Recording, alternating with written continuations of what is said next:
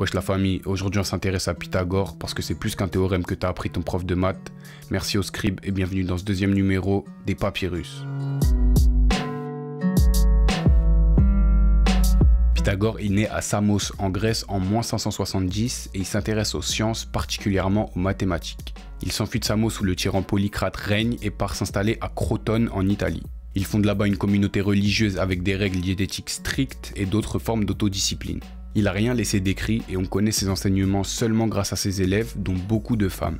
Il enseignait que, par l'étude et en menant une vie droite, on peut échapper au cycle de réincarnation et rejoindre l'âme du monde.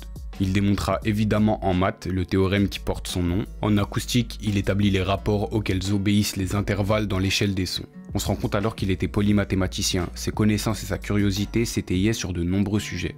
Cette dernière découverte en acoustique le conduit à penser que tout peut être expliqué par les maths dans l'univers. C'était un grand progrès et ça vient un peu s'opposer à ce que pensaient les Milésiens comme Thalès qu'on a vu dans la précédente vidéo.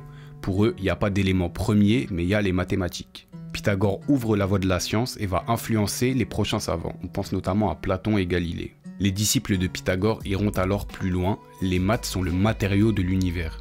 Mais il n'en reste que beaucoup de ces démonstrations reposent sur des présupposés mystiques. Mais ils furent quand même les premiers à dire que notre monde est une sphère comme les autres placée en orbite autour d'un foyer central invisible, Hestia. Hestia c'est pas le soleil, c'est une force invisible, d'ailleurs pour eux le soleil était aussi en orbite autour d'Hestia. Pour les pythagoriciens, 10 était le nombre parfait, il leur fallait alors 10 planètes en orbite autour d'Hestia, ils inventèrent donc une contre-terre pour que les chiffres correspondent.